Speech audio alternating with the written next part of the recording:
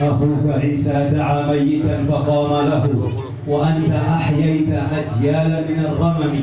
يا أفصح الناطقين بالضاد قاذبة حديثك الشهد للذائق الفهم. الحمد لله الذي جعل مولده بيانا لسيرته، والصلاة والسلام على مبين الناس الخير سيدنا وحبيبنا وشفيعنا محمد الفاتح لما أغلق والخاتم لما سبق ناصر الحق بالحق والهادي إلى صراطك المستقيم وعلى آله وصحبه حق قدر ومقدار العظيم. سبحانك لا علم لنا إلا ما علمتنا إنك أنت العليم الحكيم. رب اشرح لي صدري ويسر لي أمري واحلل عقدة من لساني يفقهوا قولي. أما بعد, saya minta yang membagi-bagi harus duduk dulu. Yang membagi-bagi duduk dulu, biar konsentrasi yang menyampaikan dan yang mendengarkan. Alhamdulillah, pada malam hari ini Allah Subhanahu wa Ta'ala memuliakan kita, memberikan hadiah kepada kita untuk menghadiri peringatan daripada kekasih Allah Subhanahu wa Ta'ala. Sebelumnya yang saya hormati para habaib, para asatidz, para guru-guru, wabil khusus Al-Habib Hasan bin Ali Segaf, guru kita Habib Umar Al-Hamid, dan juga Habib Hamid, dan juga Habib Ahmadu, dan juga Ketua Panitia Musholla Al-Bayan Ustadz Yusni, dan tidak lupa kepada guru kita sampaikan doa kepada yang mulia maqam guru kita Al-Habib Muhammad bin Ali Al-Hamid. Mudah-mudahan beliau diberikan derajat yang tinggi oleh Allah. Saudara, dimulainya pemberitahuan tentang maulidnya Rasul Sallallahu Alaihi Wasallam dari rumah Abdul Muttalib, kakek Rasulullah Sallallahu Alaihi Wasallam. Tak kalah besar datang seorang budak perempuan yang namanya Barakah Habasyiyah.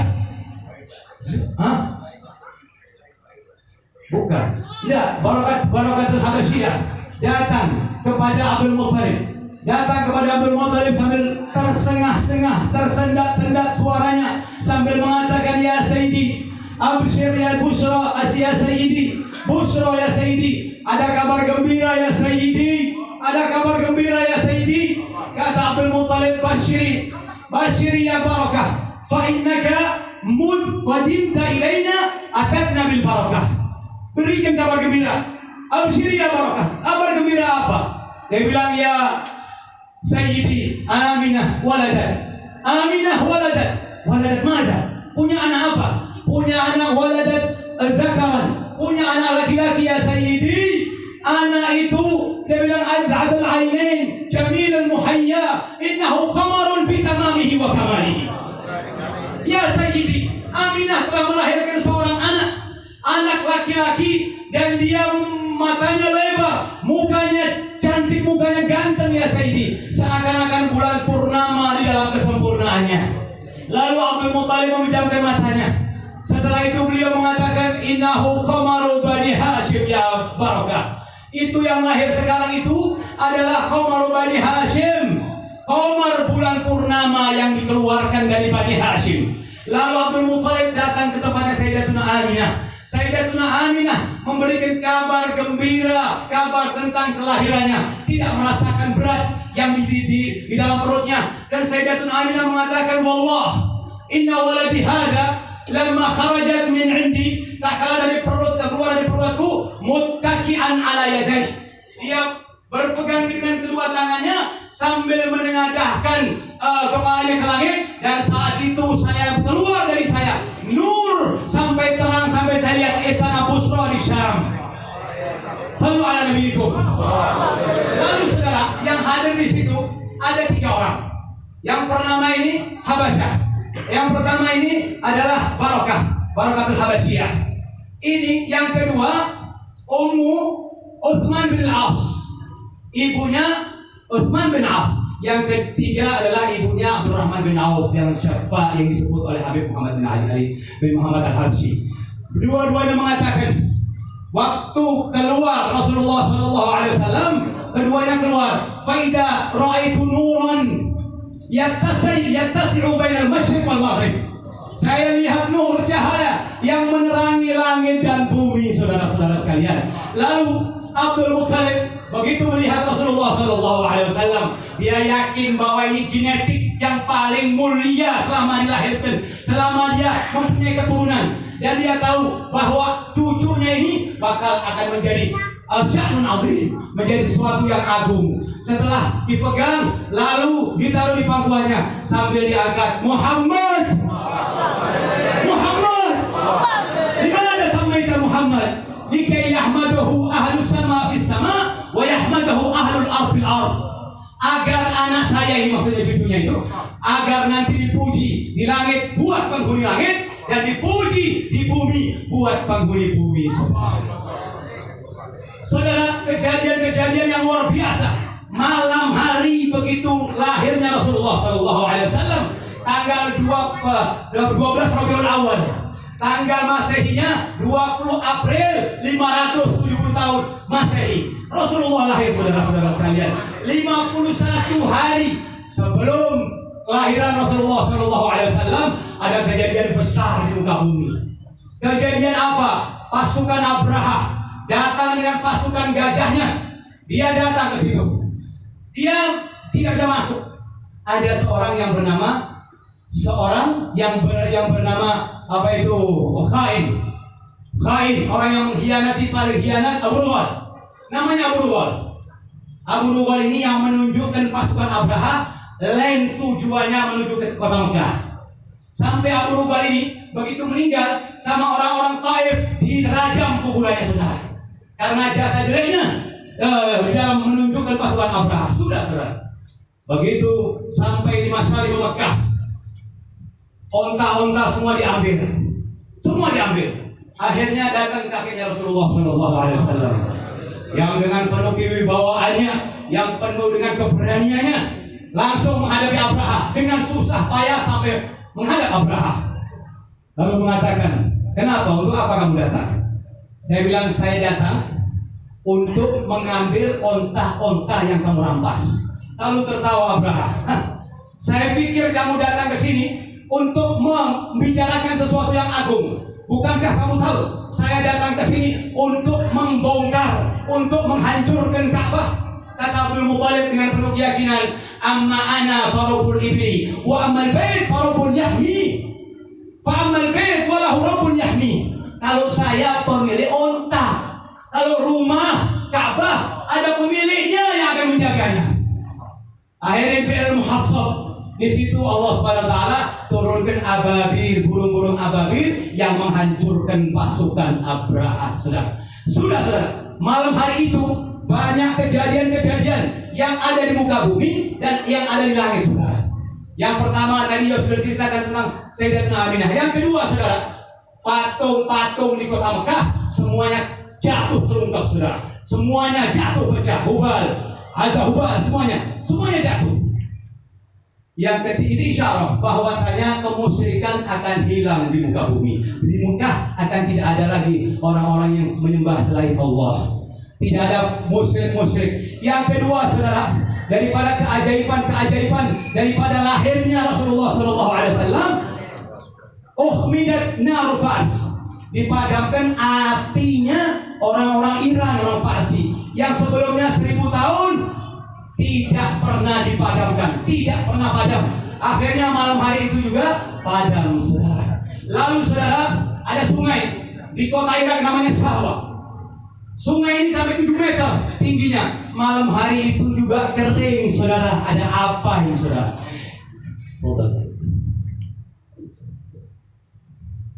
Lalu, saudara, isyarat-isyarat di antaranya bahwasanya saat Imam Abu Ja'far As-Shadiq radhiyallahu anhu mengatakan, saat lahirnya Nabi Allah Isa, 3 langit ditutup, dihijabi untuk iblis tidak bisa naik.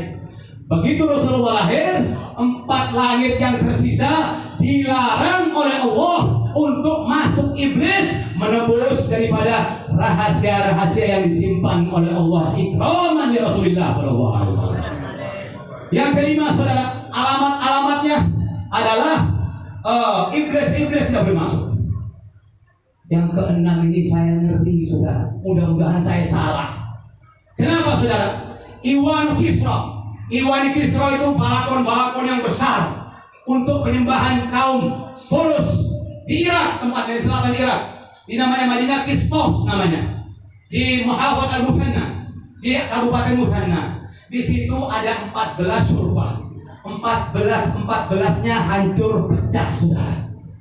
Hancur pecah saat lahirnya Rasulullah SAW. Saya ngeri, mohon maaf, mudah-mudahan saya salah. Saya ngeri takut umurnya dunia ini sampai 1499 saudara. Dari isyarah yang diberikan oleh Rasulullah SAW. Ma'asyiral muslimin rahimakumullah. Saudara, cinta kepada Rasulullah, cinta itu ada 3 bagiannya. Yang pertama cinta kepada Allah. Cinta kepada Allah dijelaskan oleh Allah Subhanahu wa taala dalam surat Al-Baqarah ayat 165. Wa minan nasi may yattakhidhu min dunillahi andadan yuhibbunahum ka hubbillah walladzina amanu asyaddu hubban lillah. Sebagian orang cinta kepada patung-patung yang disembah melebihi cinta kepada Allah, tapi tidak. Orang-orang yang beriman akan jauh lebih cinta kepada Allah Subhanahu wa taala. Cinta kita kepada Allah mengikuti ajaran-ajarannya dan mengikuti apa-apa yang datang dari Rasulullah SAW. Kita cinta kepada Rasulullah SAW. Tak kala turun ayat surat Al-Imran ayat 31, datang seseorang kepada Rasulullah. Ya Muhammad, inna nuhibbullah. Inna qaumun nuhibbullah. Ya Muhammad, kami satu kaum cinta kepada Allah. Ditegur oleh Allah. Turun ayat, qul in kuntum tuhibbunallah fattabi'uni yuhibbukumullah. Katakan kalau engkau cinta kepada Allah, maka ikutilah aku, nanti Allah akan cinta kepadamu. Ayat ini kata Ibnu Katsir banyak membuat orang kebongkar topengnya. Pura-pura cinta Allah tapi nggak jadi Rasulullah, itu bohong. Katanya Hasan Al-Basri, ayat ini banyak mempermalukan orang yang bilang cinta kepada Allah, tak kala as-salatu khairun minan naum, dia enggak keluar dari masjid dan tidak sholat berjamaah. Tidak berjamaah di masjid dan tidak berjamaah di rumahnya. Ini fadhil saudara-saudara sekalian.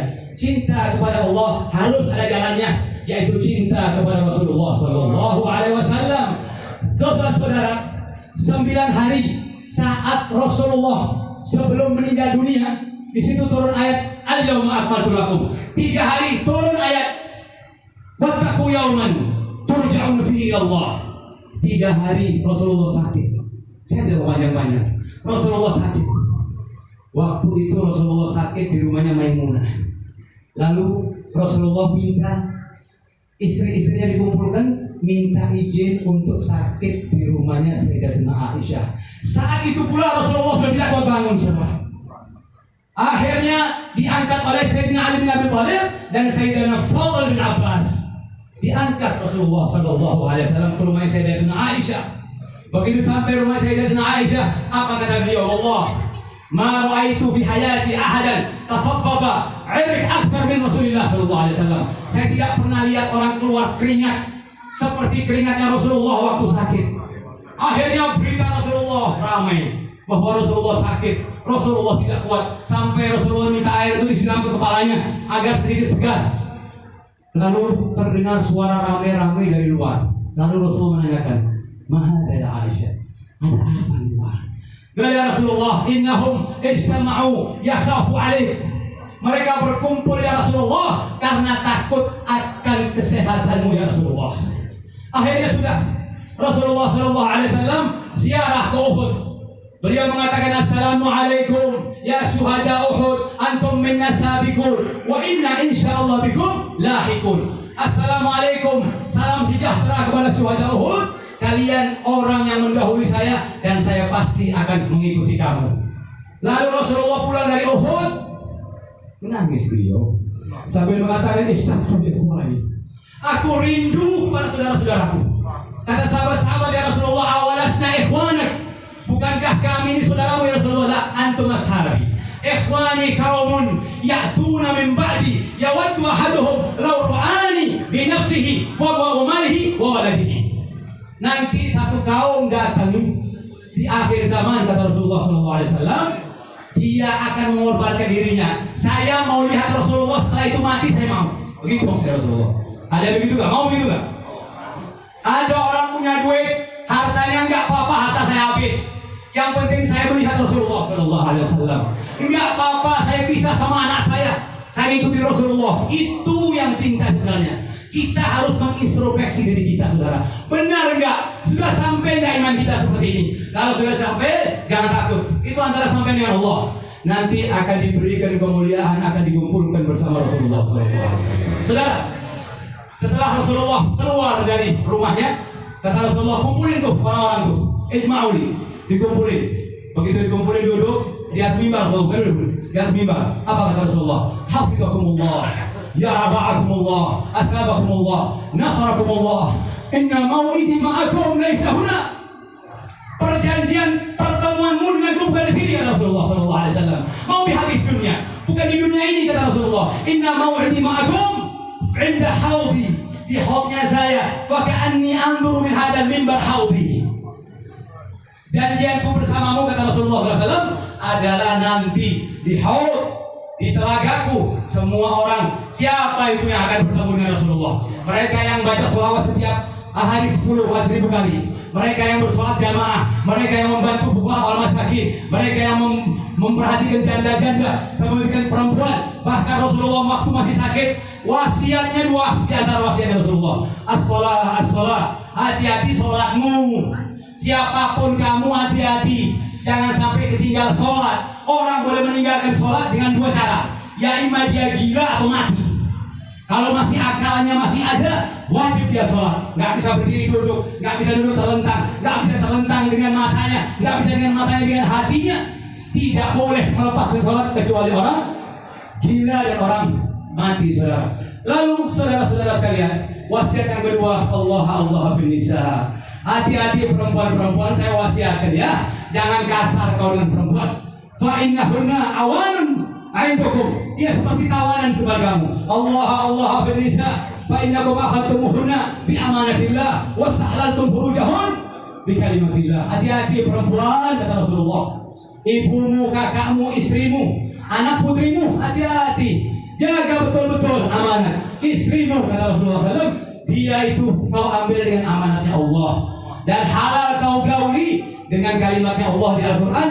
Fankihu ma tawalakum min nisa. Mudah-mudahan kita semua diberi sehat walafiat dan di sini mendapat keberkahan Rasulullah sallallahu alaihi wasallam dan mengamalkan dan mengikuti apa-apa yang diajarkan oleh Rasulullah sallallahu alaihi wasallam. Saudara, terakhir bawa oleh-oleh di sini.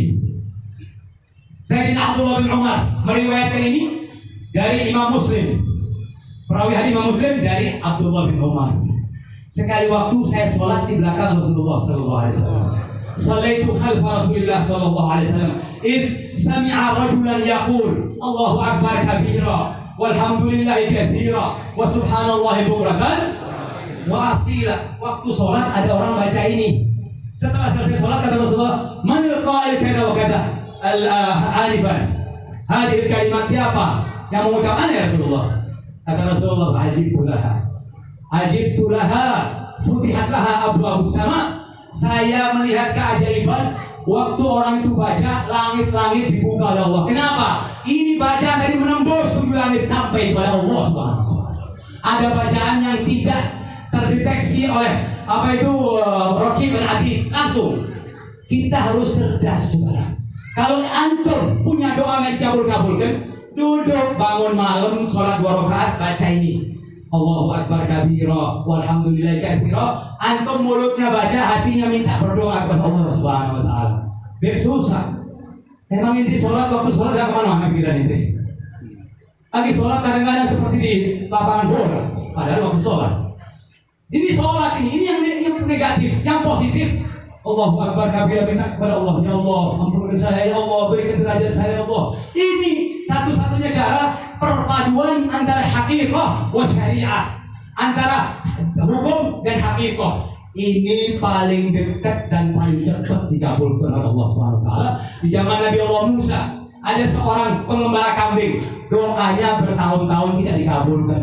Lalu minta perantara kepada Nabi Allah Musa alaihissalam untuk sampaikan kepada Allah, kenapa kok doa saya tidak dikabulkan?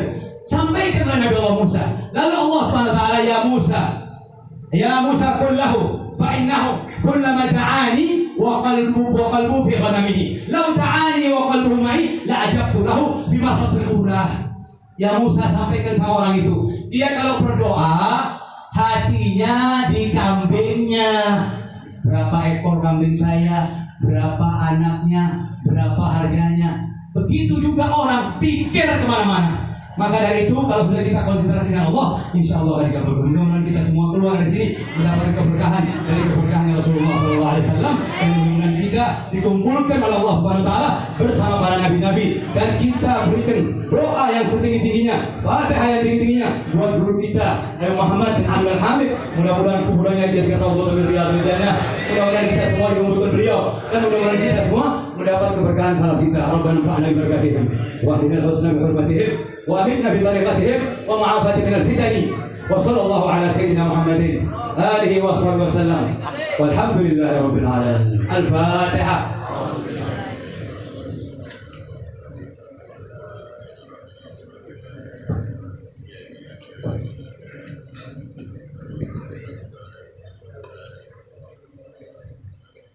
Alhamdulillah, selanjutnya